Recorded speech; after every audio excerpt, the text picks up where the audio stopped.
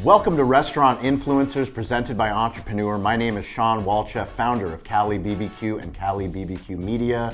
We are grateful to be coming to you live from the London Hotel in West Hollywood. We are at the Spark event, which is Spark LA, put on by Toast. Toast is a primary technology partner at our restaurants. They are also the title sponsor of the show. They help us give us this platform to reach so many incredible people, incredible hospitality leaders all over the globe. In life, in the restaurant business, and in the new creator economy, we learn through lessons and stories. Today we have a very special guest. We have Sam Fonseca of Roll 'Em Up Taquitos. He is a partner, he is the COO, and he's here to get ready to have an incredible day at Spark LA. What's up, Sam?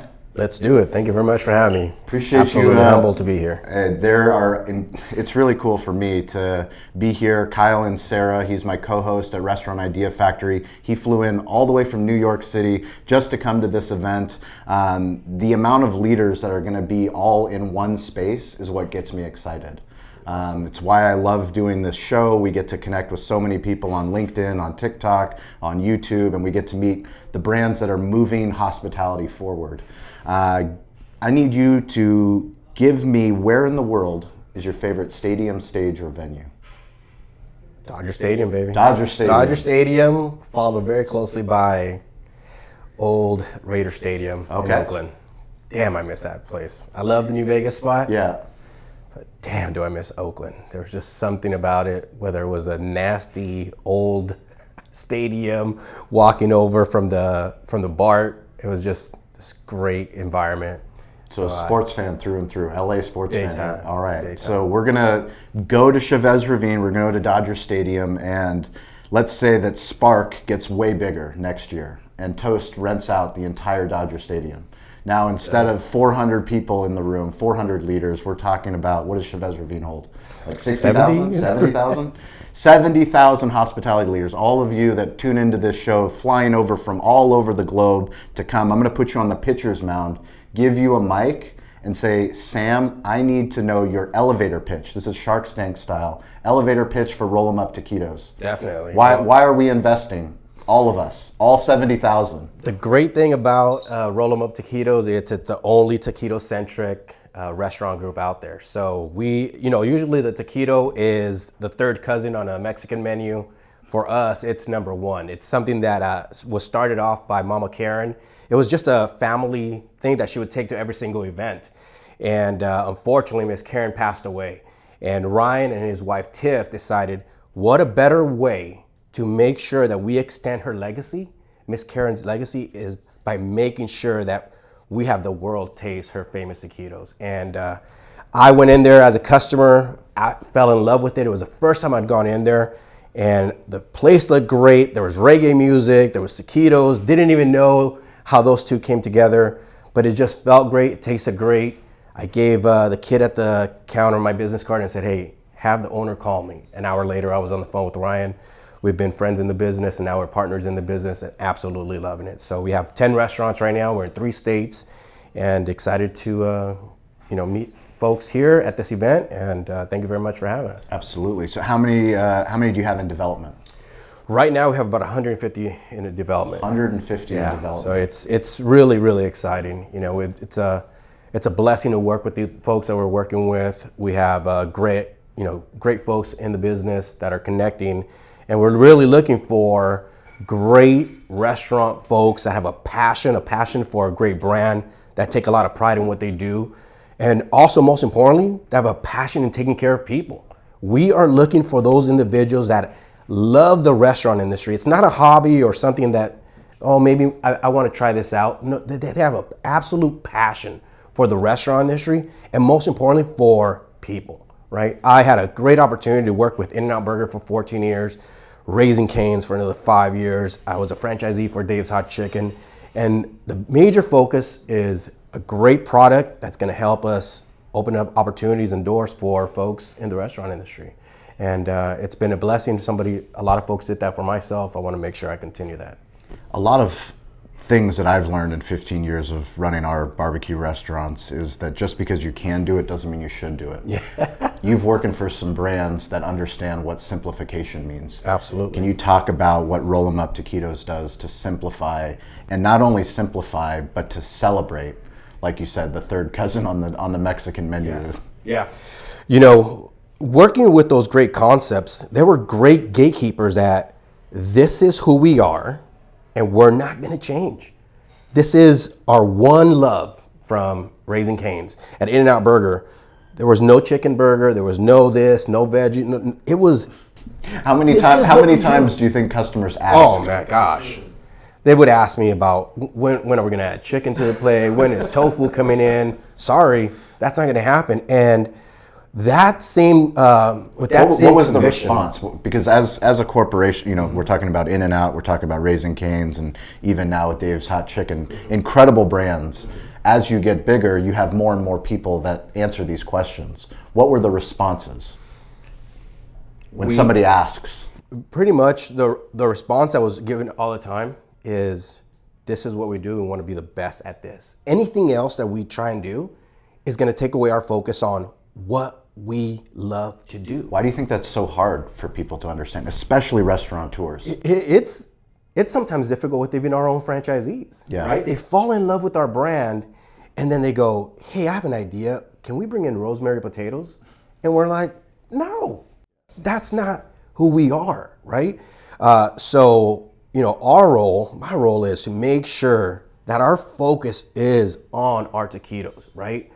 Mama Karen and her legacy is this right here, right? So we can't add other things. When you add other things, it actually devalues what we do best. It's going to take our attention away, just even a smidgen, for something else. If we're baking cookies or we're doing this or we're doing that. No, look, this is what our menu is. Let's make sure we're the very best at this.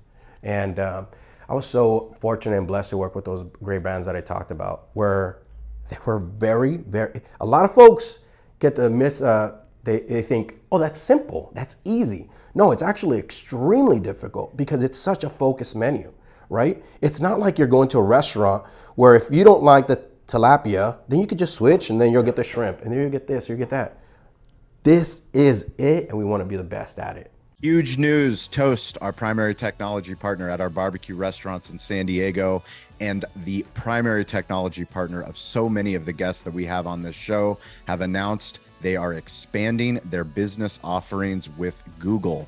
So now, if you search on Google Maps and you sign up for Toast Tables or Toast Waitlist, you will have the opportunity to improve the digital hospitality experience of the guest, allow them to book through the maps into the Toast reservation system. One of the biggest difficulties that restaurant guests have is when they search for your restaurant and they want a table, they do not have an easy solution to book a table or to get on a wait list.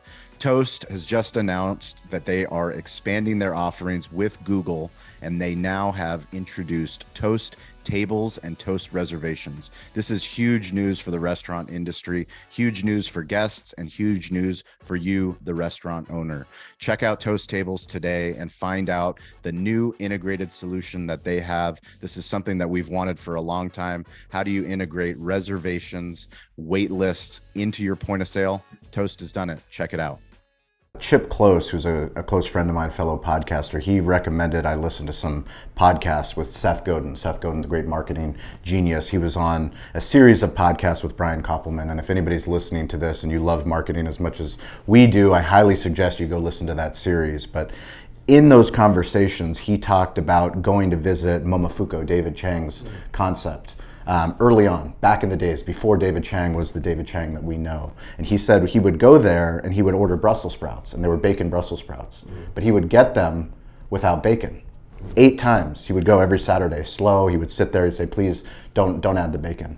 He went there the 9th time and they said, I'm sorry, but that's not how we make it.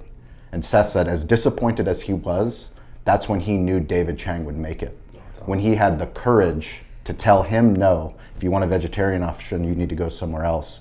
Can you talk about brand courage to do what you just talked about? You know, I was reading something where the president of Southwest Airlines, right, where somebody sent him a letter and said, hey, I don't understand why you guys do the way you guys board, right? Why don't you have assigned seating? Yeah. And I'm not going back until you change that. And his response to that was, we greatly appreciate you and we wish you the best. Because you can't be a jack of all trades and master of none. Focus on what you do best. Focus what's your passion. And I think that's when folks come, they're like, hey, can we do breakfast? Can we do this? Can we do that? And I'm almost the COO of no. No, we don't do that. That's not who we are. And we want to make sure that you guys understand, look, In-N-Out Burger's been around, this year is going to be their 75th year, if I'm not mistaken. But they've never changed. They've always stayed true to what Harry and Esther Snyder started. And what a beautiful thing, right? Can you tell me the In-N-Out story? Absolutely. The one that you learned? The one that you can repeat? Heck yeah. I better have some water though, because I'm gonna cry. Tell me. So my dad, he's always taught me, you treat everybody great. Doesn't matter if they're president, whoever they are. So I'm 17 years old. I'm working in West Covina, California at the In-N-Out Burger. I'm walking up, hot as hell day. Guy's in there, boom, landscaper, right? So I pass by and I'm like, hey bud, I'm Sam. He's like, and I asked him like, hey, you want something to drink? It's hot as heck out here. He's like, yeah, please. Cool. I walk inside, get him something to drink, come back outside. And then I'm working, right? Working the drive-thru. Phone rings. GM Frank picks up the phone. He's like, turns into a ghost. He's white. And he's like, Sammy, get over here. And I'm like, sure, what happened? He's like, Esther Snyder's on the phone. And I'm like, oh, crap. Okay. He's like, here you go, right? So this is the founder of In-N-Out Burger. She gets on the phone. She goes, Sam? I said, yes. She says, Mrs. Snyder. I said, hello, Mrs. Snyder. How are you? He said, hey, you know the guy that you gave a water to? After he does West Covina, he comes to my house in Glendora. And when he gets there, he's doing my landscaping, and he says, you know who you should reach out to is this kid named Sam. He's working at In-N-Out, 64. I'm like, I'm freaking hyped, right? The thing about that is, that's what my dad taught me. You always take care of people. Comes back. How in the hell was I supposed to know that Esther Snyder, and the amazing thing is, like, here's two great lessons from two amazing leaders, my dad and then Esther Snyder, for her to go, you know what? I need to call him up and say, hell yeah. That's the type of people that we want on our team. And this is literally back in 1997, still like one of the proudest moments. Because it was doing something right because of what you were taught, your core values. So that's my In-N-Out story that, like, dude, I freaking get jacked up every time I say it. I really appreciate you sharing that. Thanks. You sharing that story is exactly why we created this show. Why we believe in the things that we believe in, why we love Toast as much as we love Toast, is it gives us, as somebody that I have an incredible team that's working so hard running our restaurant so that I can be here today. I have an incredible team that's here, but this is the stuff that makes an impact on the entire industry. And because Entrepreneur, this goes to so many people, it's the little things that matter. Okay. You spent 14 years with In-N-Out. How did you leave? You know what? One of the things that I learned is you've got to be true to your core values. And when my core values, when you get so, I was very young, right? I was very young. I was moving up, and shoot, I was like the fastest one to go from, team member to district manager. Had the busiest area. But one of the things that God does is He humbles you. And I got way too big where I thought, shit, I know it all. And God has a way to humble you and go, no, you don't know it all. And it was one of the best things that He could have done for my life, because it taught me, like, you never cross your core values, right? And one of the things that a huge core value of mine is making sure that I'm always have high integrity. And one of the things that really did impact me was, look, I chose to date somebody in the restaurant industry that I shouldn't have dated. And that really, like, that was such a huge thing, because no matter how great you do in your career, if like you lose your who you are in seconds, right? And you make a bad choice. It wasn't a mistake, it was a bad choice, right? And one of those things that's taught me is, like, you never cross your best friend, and integrity is your best friend, right? And I always want to be a great personal example of what I do and the people that I lead. And, you know, sometimes one of those things where you just have one of those moments where you're like, man, I can't believe I no longer am in the role that I'm in, then it really, you have to dig inside and go, what did I learn from it? How can I get better? And how can I move forward to make sure that this is, it's gonna teach you, but you fail forward and you learn and you grow and you get better. Was that your biggest mistake in the restaurant business? Hell yeah. Hell yeah. But it wasn't a mistake. It was a choice, right? And I always talk about that. I talk about that to all my folks that work with us now, right? It's a mistake if you drop a burger, but if it's a choice, then you're going to be held accountable for that, right? And accountability is a fantastic thing. And God taught me a great lesson on making sure that I'm accountable. So you gave us the in and out story. I know Raising Cane's obviously has an incredible story, but I want to talk about Roll 'em Up Taquitos. Yes. Bring me back to that story. Bring me back to, how did you get, why did you go visit the restaurant in the first place? So I'm working over at Raising Cane's. I'm a district manager for them, area leader. And I get a message come up, one of my emails comes up, and it's, hey, a customer's upset about their visit that they had. Called them up right away. I said, hey, how you doing? My name's Sam. So does every district manager respond to reviews? Yes. So that's, yeah. Raising Cane's is a machine. Okay. 26 years I've had, God, that was such a great blessing in working with Raising Cane's. Not only do you have a great founder in Todd Graves, but just everything that he's built, right? And you have to take care of the customer, right? So I get on the phone, call up this customer, and let them know we take great pride in what we do. You let me know where to meet you, I'll meet you, and I'll make sure to cook the food myself, make sure I'll take it out to you. Send me a text message later on that week, hey, we're gonna swing by this restaurant. Perfect, I met him there. Has anyone taken you up on that offer before? Yeah. Really? Yeah, but this was a different one. This was a very, very different situation. So, cooked the meal for him, came out with his family, was checking out on him, everything was great. And before he left, he just kind of walked me around the restaurant and just said, hey, thank you so much. That really means a lot. It was great, perfect. He goes, do you like to eat out a lot? I said, I love to eat out. I'm in the restaurant industry, I have to know what's going on.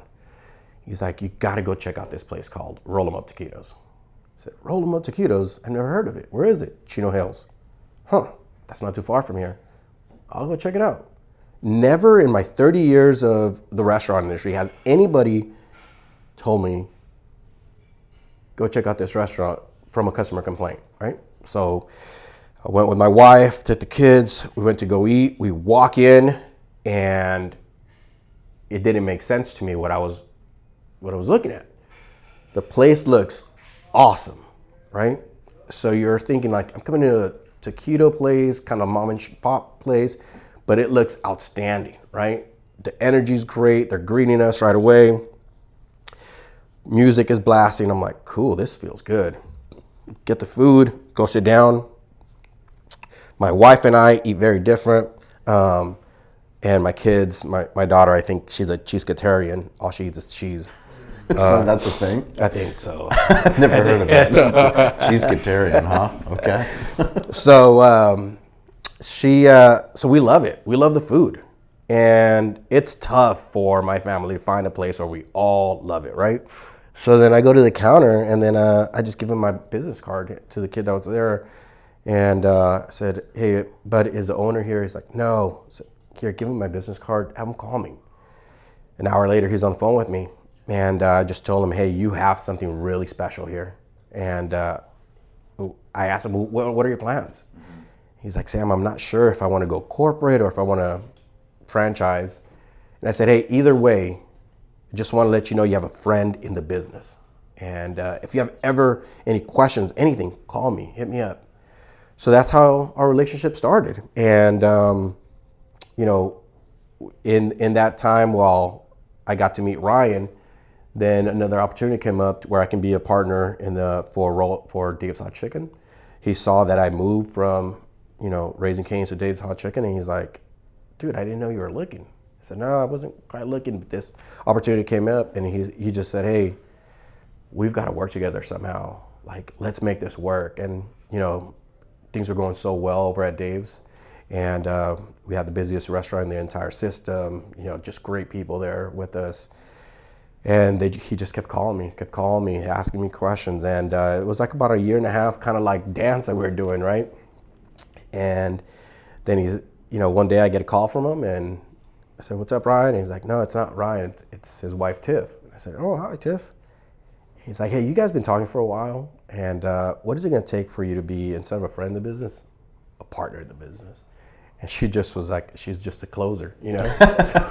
So that was about as, and we just started talking, prayed a lot about it, talked to my wife, brought my parents out to the restaurant. Parents are huge, just like my wife, huge people in my life that really will determine where this ship goes, right? And I've been here for now 5 months, absolutely love it. You know, it's been great. We grew 3 restaurants in the month of January. It was the best month I've ever had growing restaurants, and really, really proud of the team. Why is social media important to restaurants? Social media is just it's this powerful, powerful tool, right?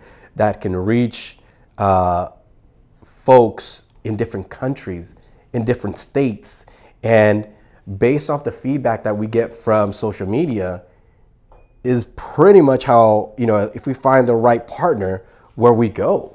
You know, so it's really, really interesting how somebody could be on, you know, on social media late at night as they're scrolling, and they find the taquitos, and then they're like, man, when are you going to be out in Atlanta? When are you going to be out in Colorado? And it's just an amazing marketing tool. And gosh, you know, when I talk to kids now, or I talk to folks that work with us, and I ask them like, hey, what's your favorite TV show? They're like, I don't even watch TV. You know, if I, yeah, you know, sometimes I'm asking them like, hey, what's your favorite cartoon growing up? And they're like, Sam, I have no clue what you're talking about. I'm like, what? You don't watch, you know, Saturday night cartoons? They're like, no, we don't do that, Sam, right? So the power of social media at you know, in somebody's hand, and how they can, you know, that can tell them where to go eat next, right? Or, you know, once we arrive in Arizona, we're about to open up a restaurant out in Chandler, Arizona. Folks have already been eating our food through their eyes, right? It's incredible. Yeah, you guys have, we're going to put links in the show notes, but Roll 'em Up Taquitos, over 100,000 TikTok followers. You guys absolutely crush it on Instagram, on Facebook. Internet storytelling. For me, it's crazy that in the restaurant economy, people that are original creators with food, forever, we're really good in real life. We're just not really good at sharing what we do in real life on all these different platforms. You know, we start to bring up subjectively how we feel about Facebook or how we feel about TikTok. And what I tell restaurant owners is just remove the logo and start telling your story. Start showing the love that you have, the people that work in your business, the food that you're preparing, why you're preparing it, the people that you do business with. I mean, we wouldn't be doing this event here at Toast if I wasn't making videos about how much we appreciate what Toast did for us. Sure. Toast helped us transform our restaurant from just a brick and mortar business to focusing on online sales, focusing on what we call digital hospitality. Can you talk about your guys' tech stack? Yeah, you know, for Ryan, he's amazing at that. You know what I mean? He's amazing at really looking at it, and he's so much into like how great our food looks, and different ways that we can, you know, different platforms that we can go onto that. But you know, he does a really great job of that. And then for us, we've utilized Toast. Toast has been fantastic for us. We also use Olo. Olo has helped us out with third-party integration. That's a huge part for us. that business just continues to grow as we extended our hours. Now we're opening at 9 o'clock in the morning. 9 in the morning for 9 taquitos? in the morning and closing at 1 o'clock in the morning, right? Wow. We did this, right? We just started doing this. Again, I did that with Raising Cane's, right? So I started opening up our restaurant at Raising Cane's. I ran the busiest Raising Cane's in the entire company history. We're doing $12 million 12 million Out of unit one volume? restaurant. Wow. with the average check of $8.53. $8? And 53 cents. Come on.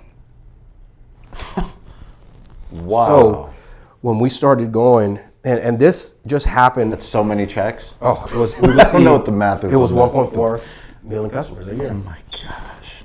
And so I was getting to that restaurant literally at like 3 o'clock in the morning, right? I couldn't get there at the start where they said, I'll get here at 8 o'clock in the morning. It was a beast because I had to get there that early in the morning to beat the truck that was coming in with deliveries every single day, right? Because our walk-in was so small. Mm-hmm. If that truck got there before I did, then they would just leave everything in the middle and I would have to take everything out. I mean, dude, I was working up a sweat, right?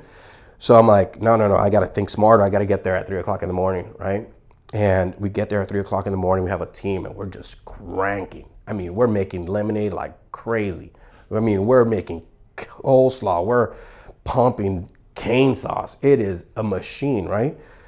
So then we would get there so early in the morning that when we would have a store meeting or we had a restaurant meeting, or a manager's meeting, it would be like at 6 o'clock in the morning, right? So I'm like, hey, we're the busiest restaurant in the world. Got to get here early. This early bird gets worm, right? So we had this like, kind of like this really exciting, like just passion for the business, right? And I was in a meeting, 6 o'clock in the morning, and then somebody comes to the door, a customer. And this for Raising Cane's, I mean, fried chicken, tenders, right? No breakfast. No eggs. And somebody went to go tell him, like, we're not open yet. And I ran to go talk to him, and I said, excuse me, have you ever come here before? He's like, yeah. And I said, what made you think that we were open? He's like, all the cars in the parking lot. Yes. Thank you so much. Go to the meeting, and I'm like, guys, remember that thing I told you guys that you guys couldn't park near the restaurant?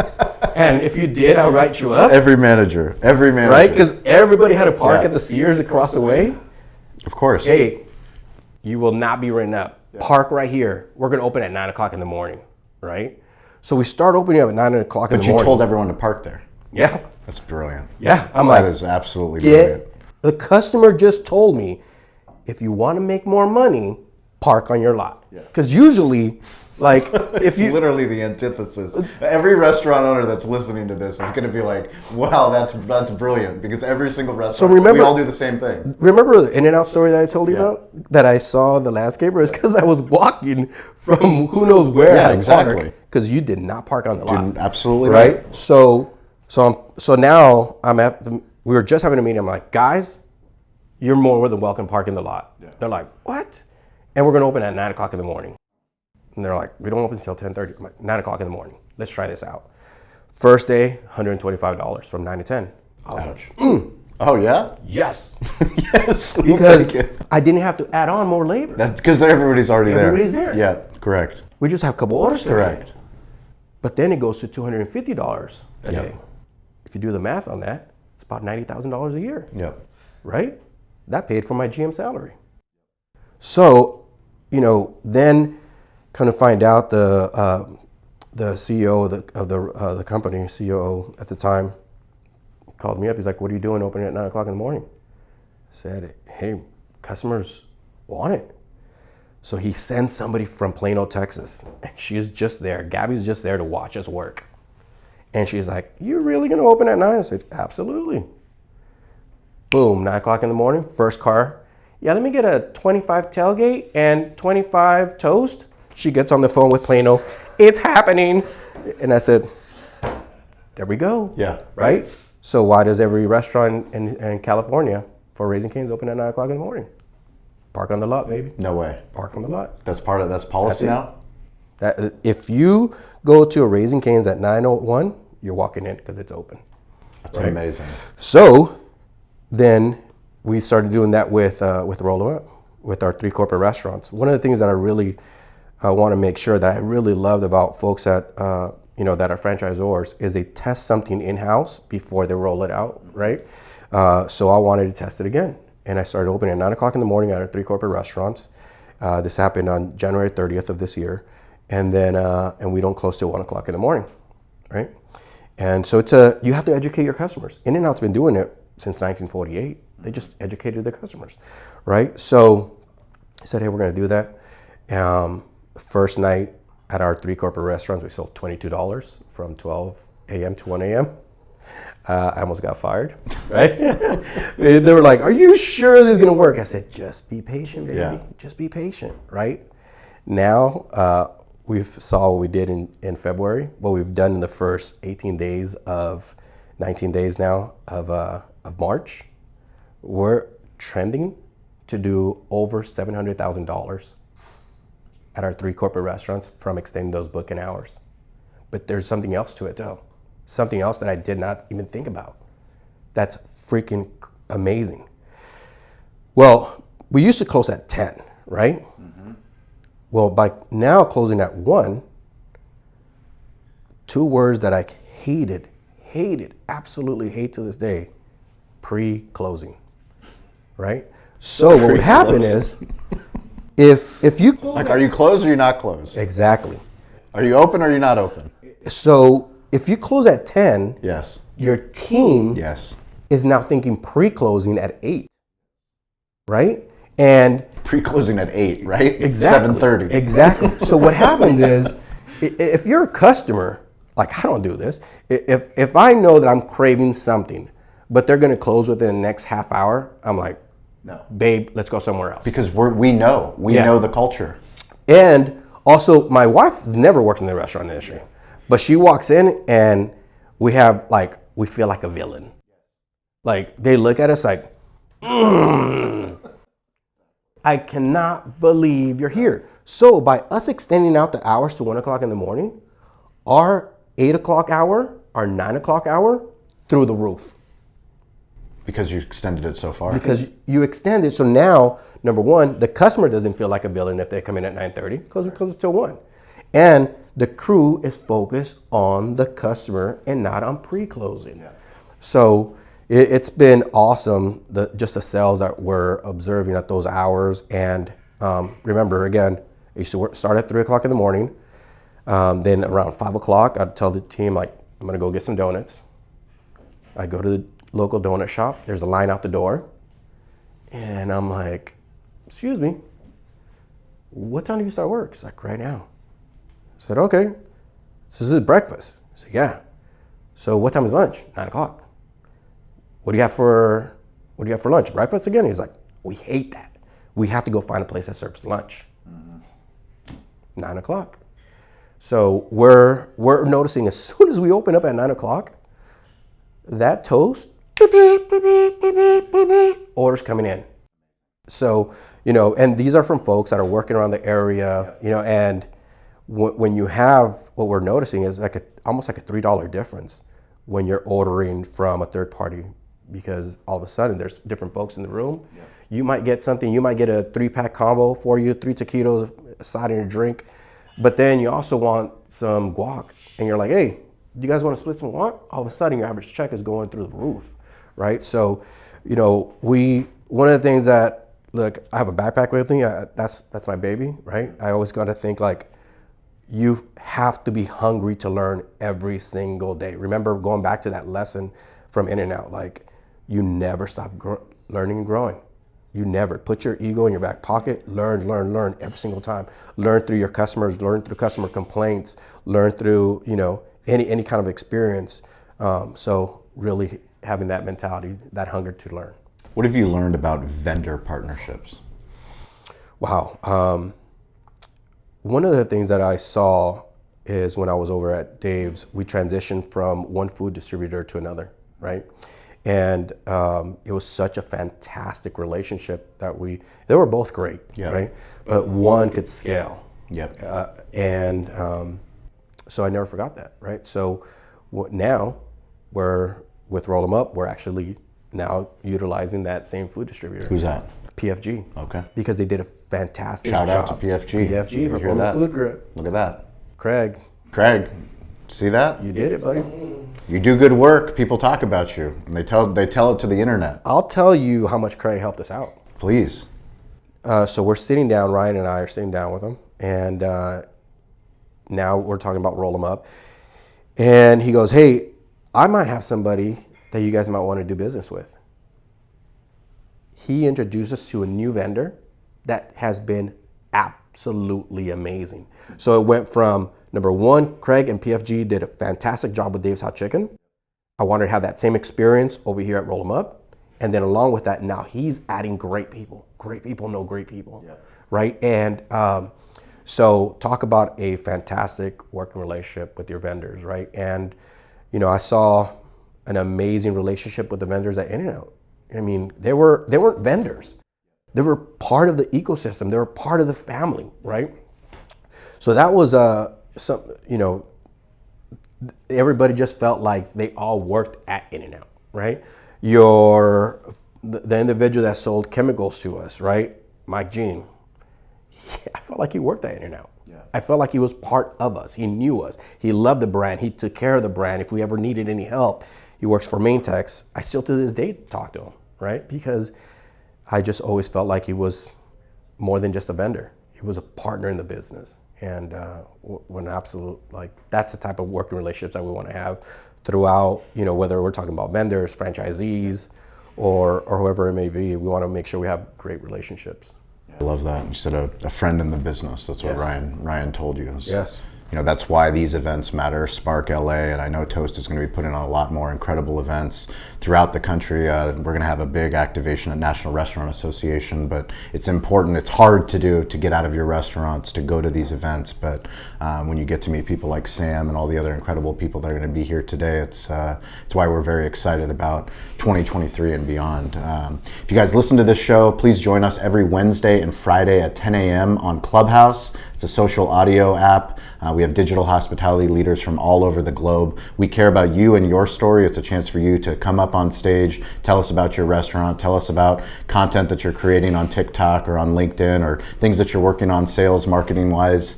We want to give a shout out to, today's shout out goes to the guy behind the camera over here, Kyle and Sarah. So Kyle joins us on Clubhouse. He's my co-host at Restaurant Idea Factory, but he flew all the way from New York to come to West Hollywood at the London for Spark LA. Kyle, thank you for stepping it up. Who do you want to give a shout out to? This is going on Entrepreneur. To our crew. To your crew. I need one person.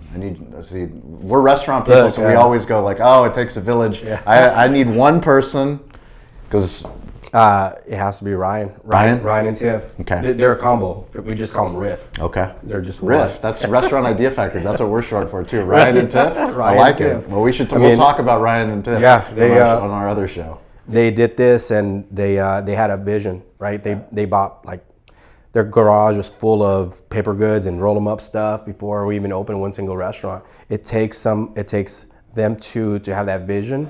And when a lot of people say no, they're like, no, we got to press on. And they were able to do this throughout the pandemic, and they just kicked ass. And I'm really, really happy to be working with them. They're family. So absolutely love them. Make sure you guys are following me at Shawn P. Walchef, SHAWN P WALCHEF. If it wasn't for Paul Tran, who's following me on LinkedIn, my man Sam wouldn't even be sitting in that seat. You never know when we're going to give you a call to action on social media to say, we're popping up somewhere in a city near you, and we want to talk to the best restaurant influencers in that city. Paul said, Sam, gotta be on the show. Paul, you did not let me down. Sam is absolutely fire.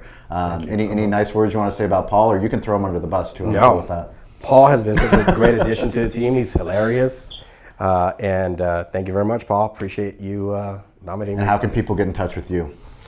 You personally, and then Roll 'em Up Taquitos. My LinkedIn, at Sam Fonseca, and for Roll 'em Up on our Instagram, TikTok, Roll 'em Up. Okay, we'll put links in the show notes. We appreciate you guys. Please share the episode with a friend, subscribe, and as always, stay curious, get involved, and don't be afraid to ask for help. We'll catch you guys next week. Thank you for listening to Restaurant Influencers. The best way that you can help us with the show is to subscribe and write a review. We love the opportunity to connect with you no matter where you are on the globe, no matter what restaurant you are running. Please send us a DM on social at Sean P. Walchef. If you are interested in Toast, if you want to improve your digital hospitality, please send me a DM. I will get you in touch with a local Toast representative. We appreciate you listening to this show. The best way that you can help the show is share it with a friend, and we will catch you all next week, or we will see you on one of the digital playgrounds that we call social media.